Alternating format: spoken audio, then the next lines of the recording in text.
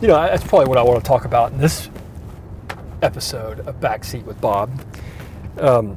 Look, I get it that, doing what I do, I compete with, 50,000 people doing what I do, plus, the online lenders and the banks all over the place. And, just my word of wisdom to all the peeps out there that are looking to buy a house and looking to get financing, and you're getting caught up in some of the noise that are out there with these online lenders marketing and putting out basically bait and switch type programs, rates.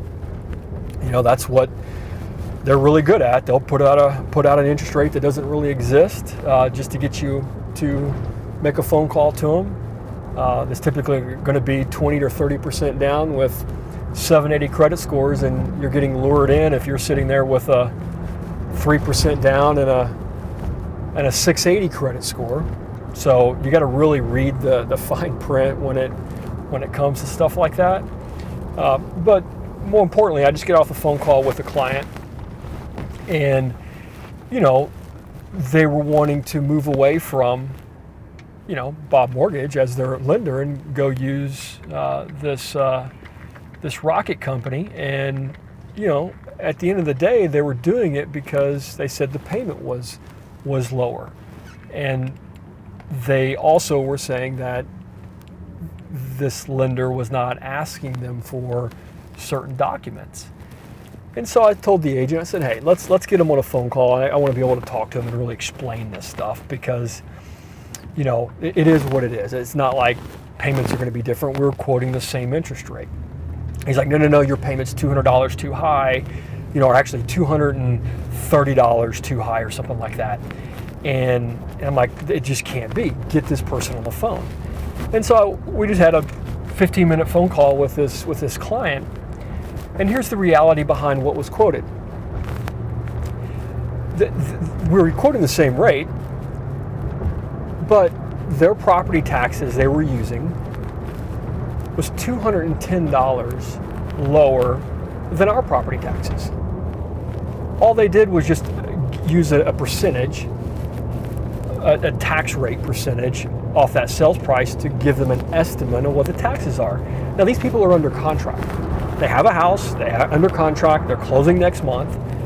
So all they had to do was actually do what we did, which was go to the tax assessor, get the actual taxes, so that when we provide an estimate, it's pretty darn actual, right? It's a factual number. And their taxes are closer to $833 per month, not $633 per month that this other company quoted. So it made their payments appear lower than what they really were. They also didn't include HOA in the payments. I mean, look, HOA is not something that they're going to pay to us on a monthly basis, but as a lender, we're required to disclose homeowners association dues in their monthly payment, so that adjusted another $31.25. Now, we already had that conversation with them up front before we ever disclosed this to them. Okay, already went over all this stuff.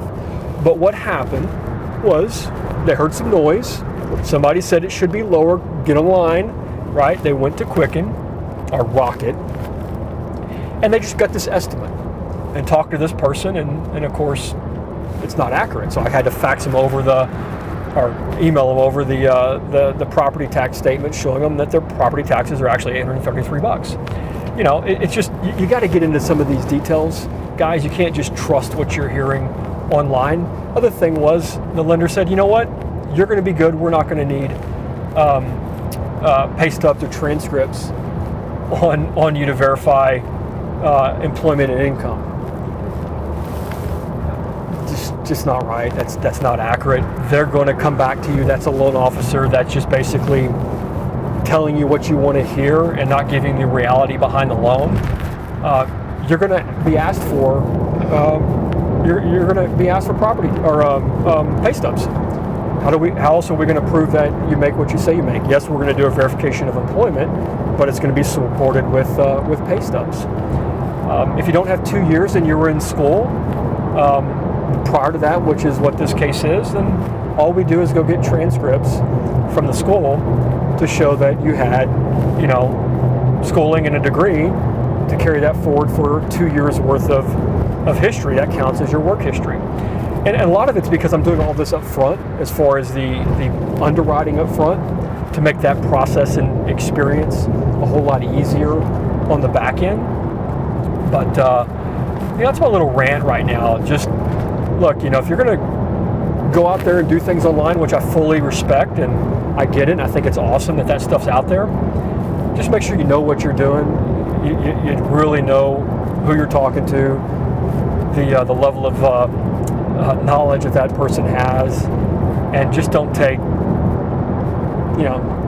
what they say for word. I mean, get with your real estate agent, talk to them, let them help guide you through that process as well, because that's exactly what this agent did, was get them back over to us, get that conversation set up. And of course, hey, we won the deal back, explained everything to them, made sure they really understood, and they're going to commit and go back to us as their lender.